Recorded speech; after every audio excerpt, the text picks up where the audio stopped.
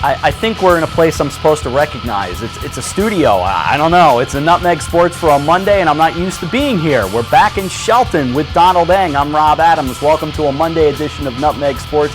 I don't know, Don. This is weird. We're home again. It was Rob, right?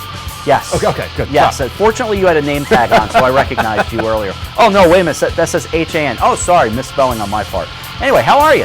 I'm doing great. It's a great sports weekend behind us. Great week of local sports coming up. Couldn't be better when you're a fan. Yes, I agree. If you like pro sports, for instance, just, from a pro point of view, there was a point last night where you had Game 1 of the Stanley Cup Finals, Game 7 of the Western Conference Finals in the NBA. You had, if you want to buy into wrestling, there was some wrestling silliness, John Cena or whatever. I don't know all that stuff that well. Then you had the Indy 500 over the weekend that our own John Kovac was at. I guess what I'm saying is, with all that, then all the high school stuff thrown in, it was just, you talk about buffet at the barbecue. No, we had a sports buffet weekend. It was a bonanza. You did, and you mentioned John Kovac, a buddy of the show, being at the Indy 500, along with 1 out of every 900 and some odd Americans. Talk about a sports weekend of all time. John went to the Indy 500, the Pro Football Hall of Fame, a pro baseball game that involved a team called the Rubber Ducks. Can you beat that? That's like 3 bucket list items right there. Bang, cross them off. I mean, what a weekend. What a weekend for sure. And you had the lacrosse championship, the national championship. In fact, and I got to give credit where credit is due to A.J. Simonowski, you had Connor Kelly of Easton with 4 goals. You had Henry West of Darien for 2 goals and 4 assists for the now national champion North Carolina Tar Heels, as they lost 14-13 to Connor Kelly. Or they won 14-13 over Connor Kelly and Maryland. So good stuff. I was about to say, I was about to make a big mistake. I was about to say an all-ACC lacrosse final, but it wasn't. I know. We feel old, that does sound weird, doesn't it? Now, I'm just, I'm firing off the all-important tweet here. Okay, I feel better. All right, we're good. All right, we're good now. We're back in business after a big week. All the playoff games, all the FCAC championships. What a phenomenal job done by the entire crew. People that were behind the microphones. You were on with me. I was on. We had Frank and Justin and Dan and Kevin and everybody and AJ who did just a remarkable job. Folks behind the scenes such as Eric and, Kate was on the scene but behind the scenes at times. And I guess what I'm saying is it was really the fact that we're all standing here a week later. I mean, what a job last week. Well, the fact that we're all standing anywhere after the weather at the lacrosse finals is a tribute to just determination and grit. It was a lot of fun, and and like I said, more to look forward to in the coming week. I hope so. Some state games maybe in the coming days, and then hopefully we're diving into some other stuff beginning next week. But before we get to all of that, we should head back to last week to our final event of the week. We had the lacrosse championships in both girls and boys lacrosse.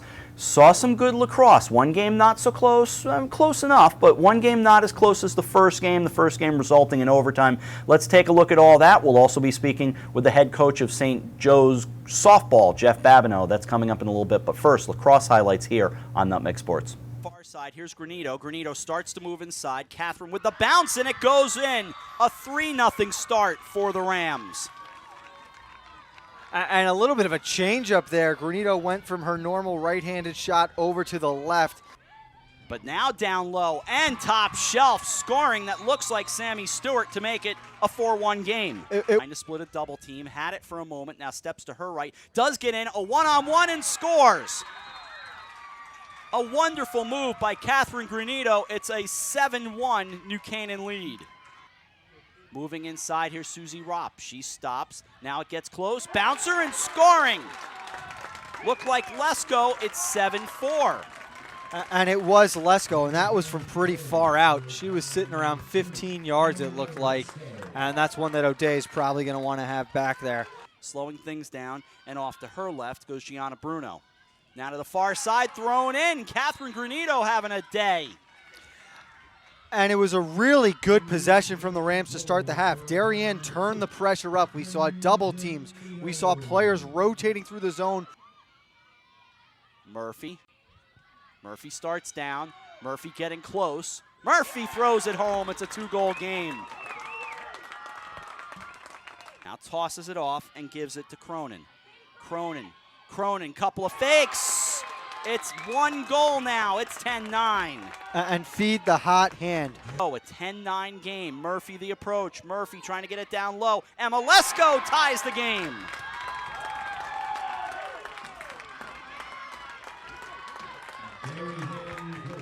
Yep, it would have been one-on-one to the goal. And this is one-on-one to the goal, and Darienne's got their first lead of the day. There is Susie Ropp. It's 11-10. Setting up close. Thrown. Score. Tie game.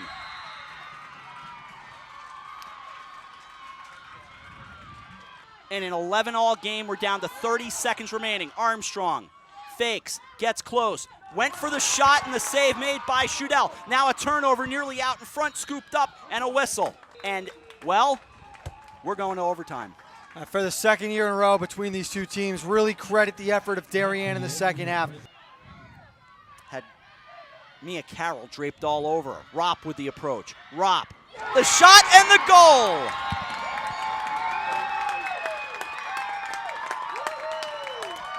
And the Darien Blue Wave, in overtime, have won the 2016 FCAC Championship.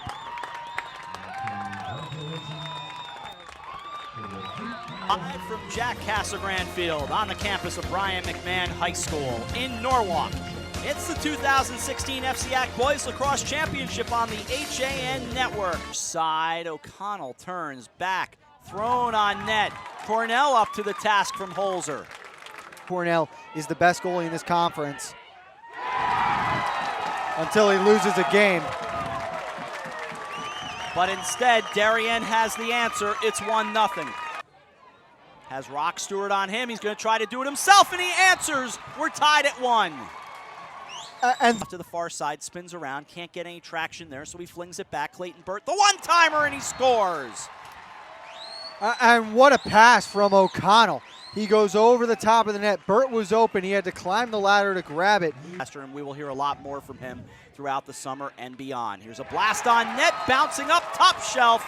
Liam Richmond makes it a 2-2 game. And it's interference against Braden. So Darien awarded the restart right up at midfield, and they try to run quickly. And Minikis answers 3-2. In front of the cage, the Rams are in trouble right now. Oh, and look at the goal from Minikis. Morris slams the stick into the bar. It's a 5-2 game. Rock Stewart, now along comes Cornell. And that's a behind-the-back shot from Braden that Cornell was able to save from the ground. Cornell gets knocked down, throws it down the other end. Minikis, 6-2. I'm positive we just witnessed a hidden ball trick. I am too. It was not a lax play, but it was a hidden ball trick. That was absolutely unbelievable, and I still don't think a single player on the New Canaan side knows what just happened. Now moving, here comes Niffen. And Rock to Niffen. Niffen backed out, now starts in. Quick move, down and score. This time, Finley Collins for real. It's a 9-5 game with 3:21 to go. And down to 3. The celebration is official, and the Darien Blue Wave have won the 2016 FCAC Championship. It was an unbelievable game. It's the outcome we expected, but credit to Darien. It's a slow first half, and they really turned up the pressure and proved that they deserve to be the FCAC champion here in 2006. So I guess the easiest thing is to say congratulations to Darien because they won everything last week with the exception of softball and not too much else. Yeah, definitely. A great performance all around by the Blue Wave athletic, basically by the Blue Wave athletic department. Yeah, because even after we finished Thursday, they still won boys volleyball on Friday as well. But I did mention softball, which means I mentioned St. Joseph, which means we'll talk with their head coach, Jeff Babino, right after we return from break. That's what you call a tease in the business, Don. We're back right after this. More Nutmeg Sports on the HAN Network. Had a sports injury or a slip and fall that needs immediate care? Coastal Ortho Express Urgent Care gives you direct access to an orthopedic specialist fast without an appointment. Biking, golf, tennis, soccer, whatever the sports injury is, sprain or fracture, Coastal Ortho Express can help. Coastal Ortho Express Urgent Care open Monday through Saturday in the iPark building at 761 Main Avenue in Norwalk, or go to coastalorthoexpress.com. That's coastalorthoexpress.com. Like them on Facebook. Do you need help reaching or maintaining your fitness goals? For over 20 years, Mike Pernice has tailored his time and expertise to clients on both coasts whose schedules demand flexibility and accountability. Mike is a certified lifestyle manager and has been called upon to help his clients eliminate negative behaviors such as coping with stress, improving their time management, setting realistic life goals, and cutting down compulsive behavior. If you're ready to start working toward a more energetic, productive, and healthier you, call Mike Pernice. It's time to come back to hometown banking, where people are taken into account, not just balances. Where community comes first. A place where there's more than one kind of interest. Where automation will never replace consideration. Where they not only know your name, they know your dog's name too. It's time to expect more. It's time to bank well. Bank smart. Bank local. Bank well. For more than 50 years, Triple S has been Fairfield County's expert service for carpet, upholstery, and drapery cleaning.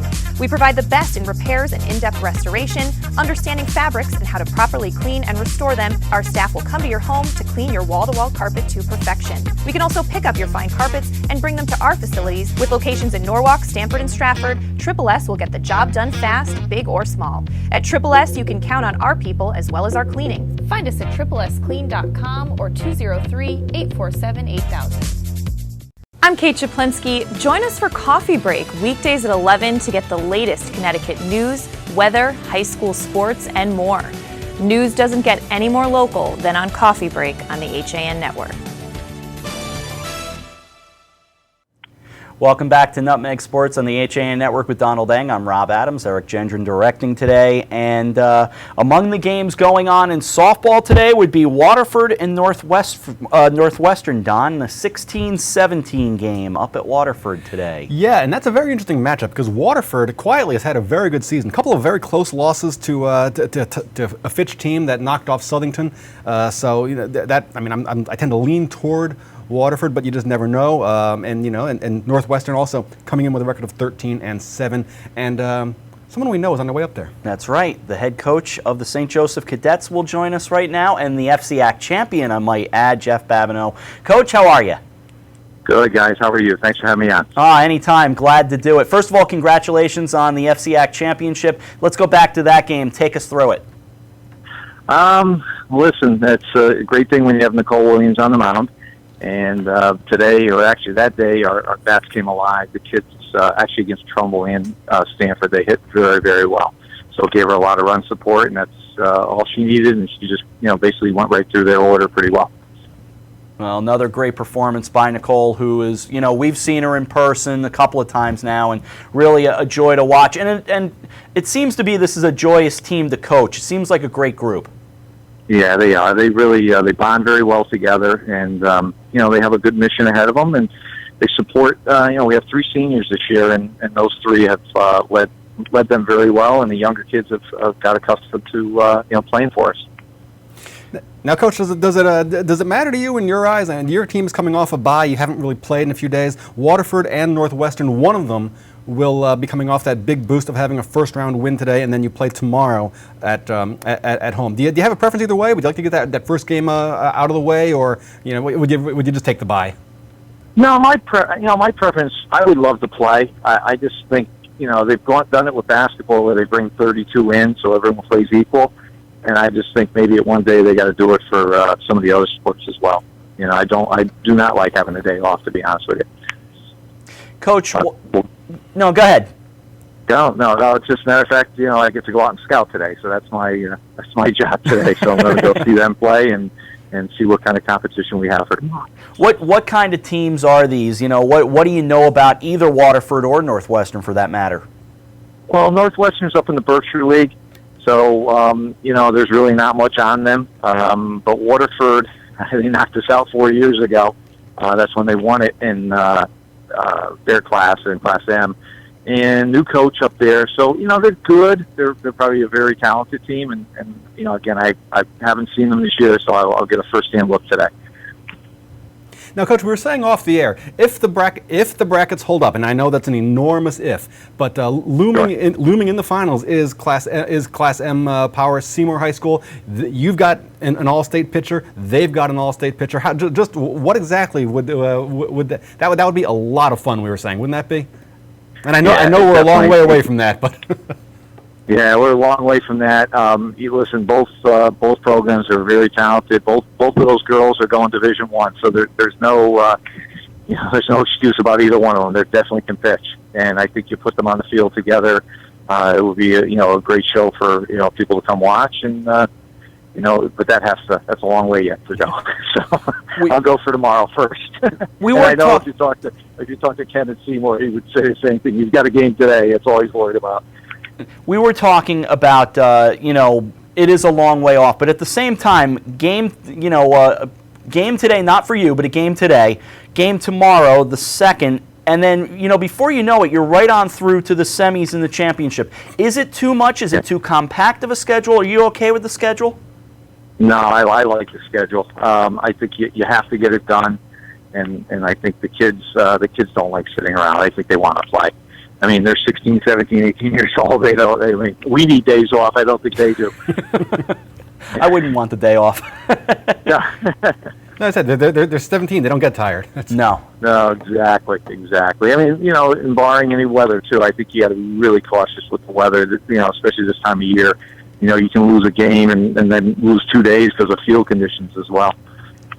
Coach, I'm curious. This goes back a week or so, but what is it like to coach? And we've talked about Nicole, obviously. We've all admired her, and you've got a great team with a lot of players that I have great respect for. But I'm coming back around to Nicole only because I want to ask what it is like to be a coach or a teammate of someone who strikes out 21 batters. Well, I'll be honest with you, Rob. I sit there, I chart, I call all the pitches, so I sit there, I chart every batter, and I chart every pitch I throw. And I really didn't notice what she had done until about the seventh inning. I started looking back on at each hitter. I'm going, wow. I mean, it's fun. It's fun. When she's on, she can hit her spots tremendously. So for me as a coach, it's fun to call, a screw rise and it goes where it should, or an outside drop and it gets there. And I think she understands that as well. It's a lot of fun for both of us. I was going to tell Rob that's some brilliant pitch calling there. You said she's going. You said she's going D1. Where's she going? What's that? You said she's going D1. Where's she going? Nicole's going to Manhattan. Oh, okay. Yeah, she's going to go play for Tom Pardalis down there. That's where Lauren Pitney, our shortstop, went last year. That's right. That's right. Okay, so we'll get to see her. She'll swing by and play locally at Fairfield. Absolutely. Oh yeah. We will see her around these parts. One thing I wanted to ask about, I hear about Seymour, as Don mentions, and other schools around the state. I hear about you guys, obviously. I think West Hill has a good program, and yet I feel like when it comes to baseball and softball, the FCAC doesn't quite get the amount of respect that other parts of the state get. I know, as a coach, you don't necessarily worry about it, but as an observer, do you ever take note of that? It's hard. I think in general, softball doesn't get a lot of notoriety, which is fine. I mean, they take the women's sports, maybe take a backseat to the baseballs and basketballs of the world. But, the FCAC's a super conference. I mean, the teams are, the parity this year alone was, the middle of the group. Anyone can beat anybody, even ourselves. I mean, we're in some very tight games all year. And I just think it preps us up so much for the state tournament. I think it's a great conference. It is a great conference, and you guys have a great team. And I hope we see you between now and whenever the end of the season is for you. I'm not going to predict one way or the other, but I hope you have a great run here in the playoffs. And as always, Coach, thanks for your time. We'll see you soon. Thank you, guys. Thanks for covering the sport. Appreciate it. All right, Jeff Babino, head softball coach at St. Joseph, here with us on Nutmeg Sports. You want to hear some numbers, Rob? We were talking about Nicole Williams and her performance this year. 155 innings pitched, 75 hits. 291 strikeouts, 20 walks, earned run average 0.63. So that's not bad.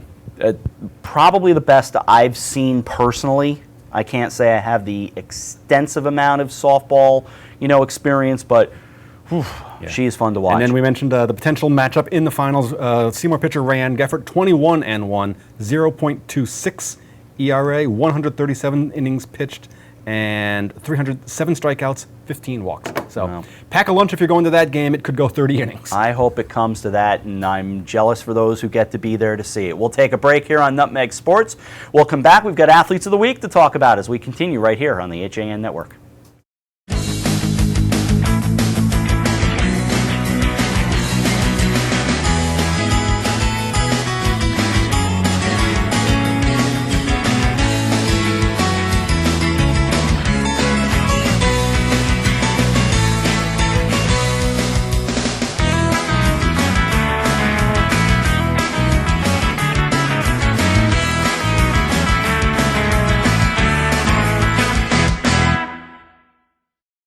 Alberto Londano Professional Painting, Wallpapering, and Carpentry has been serving Fairfield County for over 20 years. Based in Norwalk, Alberto takes pride in his work by offering you only the best quality service and products. Call Alberto today to get a free estimate and be one step closer to a new and exciting home makeover. 203-866-9635. A Better View Window Cleaning Plus has been cleaning glass all over Connecticut for over 20 years. They also specialize in cleaning chandeliers, mirrors, skylights, tiles, and will power wash anything that needs cleaning. They hold an A+ rating with the Better Business Bureau and are fully insured and bonded. When you deal with a Better View, you're dealing with the best, not the rest. Call today for a free estimate, 203-284-8836, or visit them online, abetterviewcleaning.com. Walter Stewart's Market in New Canaan is your time-saving local shopping destination for the best of spring. Find many of your favorite products, from great specials on everyday items to the freshest organic produce, artisanal cheeses, and grass-fed steaks. Drop off your knives to be sharpened, grab a beautiful bouquet of spring flowers, and stop in next door for a wine tasting. Plus, their personable staff is always ready to lend a helping hand. So stop in to Walter Stewart's Market, 229 Elm Street today, or shop online at stewartsmarket.com. I'm Denise DiGregoli, the host of The Drive on the HAN Network. Join me Tuesdays for some motivational, intelligent talk with a little humor as we visit with people who live their lives mindfully. Tune in to The Drive live on Tuesdays, 12:30, here on the HAN Network. Sorry. Back with you on Nutmeg Sports. We're all jumpy today. That's what it comes down to. But not all of us are mic'd up, and that's a good thing. That's very true. That's Don. I'm Rob. Welcome back to the show. Let's do some brackets before we jump into Athlete of the Week, talk about some of the things going on this week, because obviously with all the local playoffs, conference playoffs, and championships out of the way, now we dive into the state stuff. And we can start in baseball. We'll go to Class LL baseball. Stamford with a 10-5 win over Farmington on Saturday. They get themselves only the Amity Spartans, who are 19-1 on the year. So the Black Knights will head in at 10-11, and they get a game later today at Amity, not too far from where we are, in fact. Correct. Yeah, Amity looking for, what would you call it, the quadfecta? Amity is the three-time defending L champs, 19-1. That is Stanford's reward for beating Farmington in the play-down game. You can see there Danbury taking on Manchester, as well as Shelton, where we are. They take on Southington, but Ridgefield Staples, an all FCAC game coming up at 3:30. That at Ridgefield High School's Governor's Park. Our friends at WWPT on that one, and you've got winners there taking on the winner of Southington and Shelton in that bracket. We look a little further down the line. You have New Milford and Glastonbury. Greenwich, who needs to find themselves again after an FCAC playoff loss to Fairfield Ward. They have Bristol Central, New Britain and NFA, and then things get more fun as you go down the line. Cheshire and Wilton, Hamden, who's had a great year at 18-2. They're taking on Xavier, who climbed in after beating McMahon. Newington, Fairfield Prep, Newtown Hall, but there's Ward and Naugatuck in a 10-23 matchup. You gotta like Ward with their pitching. They'll figure things out from the playoffs. Darien, I'm probably going to pop down and see that game myself. They're taking on Wilbur Cross, And the winner of that game gets the one right below it, Don. Trumbull and Norwalk.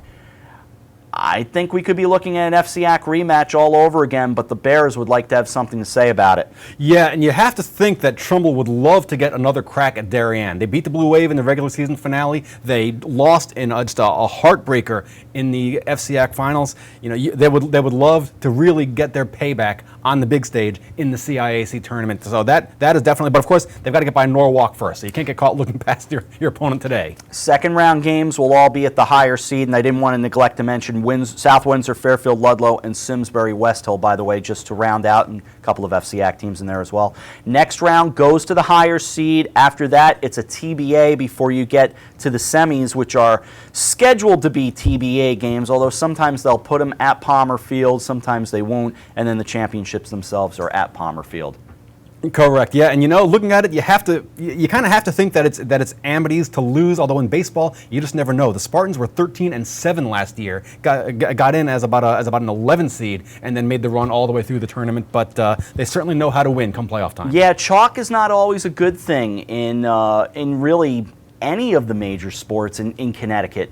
They just quite often those top teams don't run to the championship. Particularly in baseball when you have the compressed schedule. They're playing today, they're playing tomorrow, then they're playing again on the 4th, and then again on the 7th. So you really need three good pitchers, and that helps Darien. I mean, I kind of like them better in a third round matchup than I do in a second round matchup because they have the three pitchers that they can run out there. They really do have impressive pitching because you've got Richard Brereton, who won the FCAC MVP. You got Andrew Winch, who was so good in the semifinal game as well, and then you have Justin Jordan as well. So you've got three pitchers right there who can take you through the playoffs. I give the Blue Wave a nice chance in this tournament. They really do, because depth of pitching can carry you a long way. Because most teams, especially a double L playoff team, most teams can put a good pitcher on the mound for the first round tournament game. Most of them can also put a decent pitcher on the mound for a second game. But then when they have to play that third game in the span of a week, that's when the depth really pays off. Probably with time being what it is, we're spending a little too much time, so we should head over now and take a look at. Let's go to boys lacrosse in Class L. You have to believe, again, I hate to say the D word, but it's the Blue Waves. Those guys again. We'll just call them those guys. Those guys. Shelton first round. You got Xavier Ludlow down below in the 8-9 games. Staples Trumbull in the 4-13. Ridgefield Connard, Simsbury Southington. Before you get to Wilton NFA, Glastonbury Greenwich, and Prep and Cheshire. I have to be honest. With no rooting, no bias, no nothing. Who's going to beat Darien?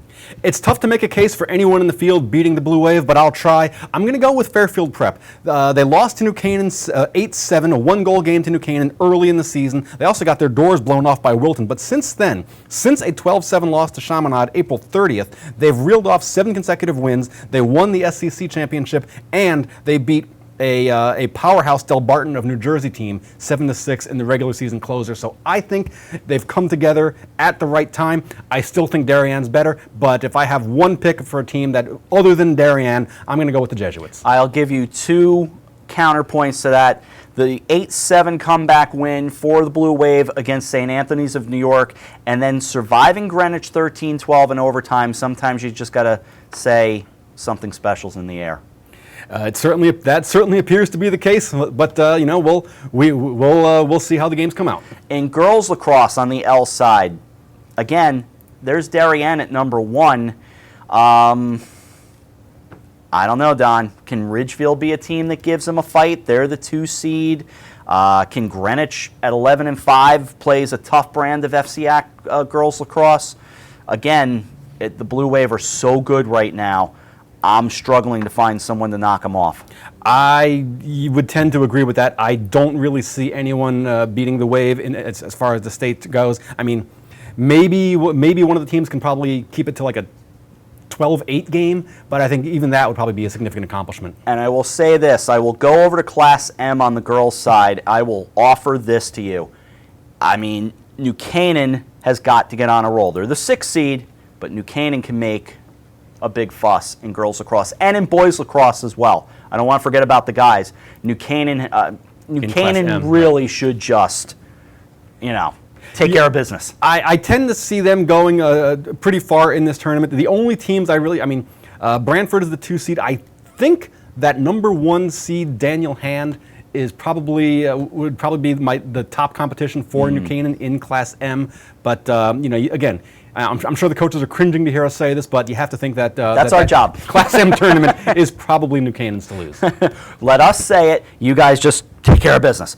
Let us switch over now to Athletes of the Week as we do dip our toe into overtime for a few minutes. And first of all, we got to give out the congratulations from last week. And Don, being the guy that I am, ladies first. Well, thank you very much. Well, your Athlete of the Week on the girls' side, Kanaje Brown, Bridgeport Central Track and Field. She won the FCAC titles in the 100 and 200 meter dashes during the conference championships.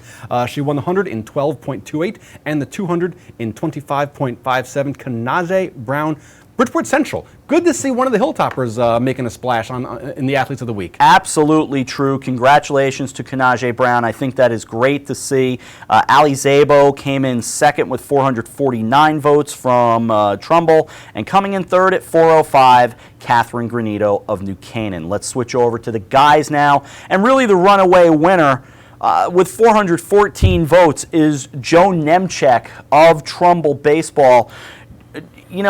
He picked up a complete game victory with a great performance in a 2-1 win over St. Joseph in the quarterfinals. He allowed 1 run on 5 hits and a walk, striking out 6. It didn't play into it from the week that we voted on here, but he was also great in the FCAC championship game, so I am going to mention that as well. Drew Morris came in second, and after that, you got to go all the way down to Joe Zanchetti of St. Joseph, as well as Mike Bernstein of Fairfield Ludlow. So congratulations to our winners from last week. Don, let us roll through this week's nominees. Let's get things going. All right, we start with the boys. 12 nominees this week, starting with Rich Brereton, Darien Baseball, the MVP of the FCAC baseball tournament, pitching the Blue Wave to a 3-2 8-inning win over Trumbull in the championship game. He went the distance, giving up 6 hits and 1 unearned run, also tripled and scored a run. Ryan Cornell of Darien Lacrosse is up next. 15 saves as the Blue Wave defeated New Canaan to win their 3rd straight FCAC title. He was named the championship game's most valuable player. New Canaan sophomore Nick Cravato, dominant on faceoffs in a pair of FCAC lacrosse playoff games last week, helping the Rams topple Ridgefield in the semis 10-7, and then won all but one faceoff in the final, but New Canaan fell to Darien 9-5. Chris DeCoco drove in both Trumbull runs, including a go-ahead single in the top of the 8th inning in the Eagles' 3-2 extra inning loss to Darien High in the FCAC championship game. He was a very good player in that championship game, Chris DeCoco of Trumbull Baseball. Trumbull track and field athlete Tyler Glean won the 800-meter run at Danbury's Dream Invitational, personal best 1 minute 52 and 21.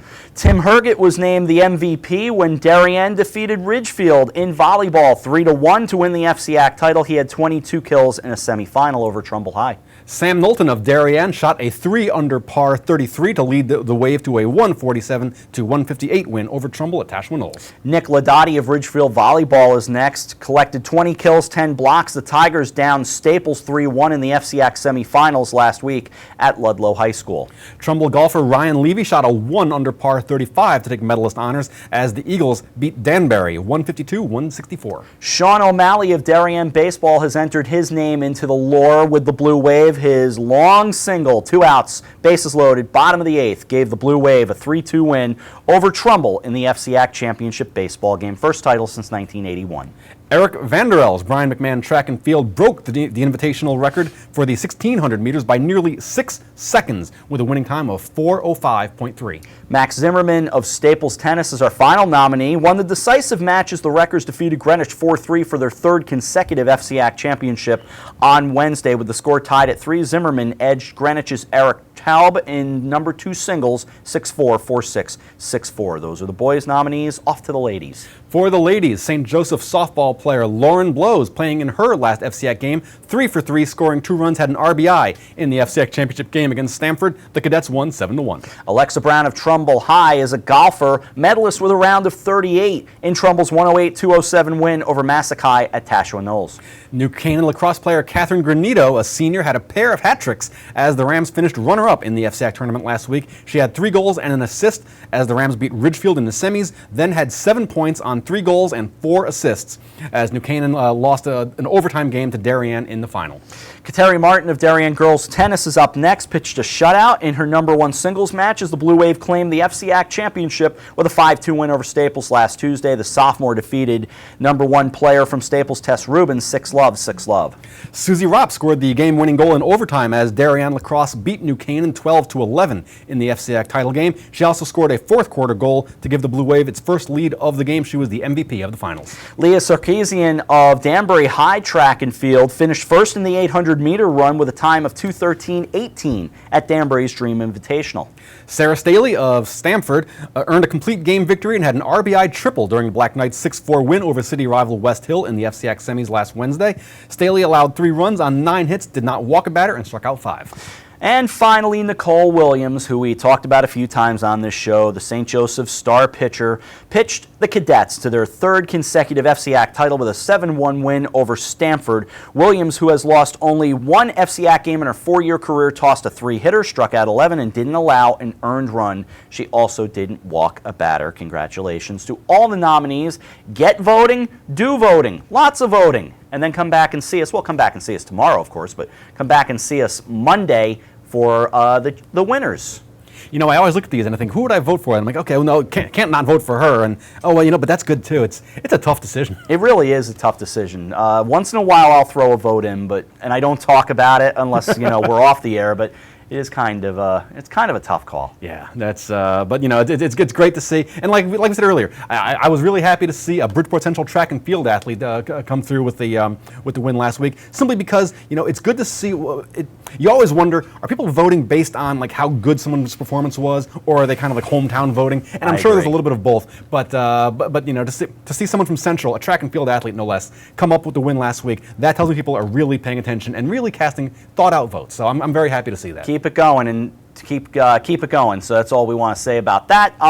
What I want to say, as I try to get my brain back to thinking normal here, is that we will let you know on our broadcast schedule with everything going on right now. We'll have the shows as always. Nutmeg will be right back with you tomorrow. But in terms of a game schedule, we're a little bit at the the beck and call, shall I say, of trying to make sure what game is where and all that stuff. So there's a little bit of an ad hoc going on right now. I think that's what I'm trying to say, Don. Ad hoc. That's an excellent use of the Latin. Thank you. Thank you very much. So we're looking at a game tomorrow, quite likely in baseball. Keep an eye on our Twitter feed, and of course we'll let you know on Coffee Break and all of that. We'll keep you posted. So that will be tomorrow and on to Thursday and as well. So that's it. That'll do it for Nutmeg Sports. We're back tomorrow here for a show. Maybe you're back tomorrow. Maybe I'll drag Dave Stewart. We'll see. Maybe Dave Stewart, maybe John Kovac. He's got a lot to talk about. I've tried to get Frank Granito here as well, so we'll see about all that. Come back and watch us tomorrow and get voting on the FCAC Player Athlete of the Week. For Donald Eng, for Eric Gendron, thanks to Jeff Babino, I'm Rob Adams. Enjoy your day. See you tomorrow.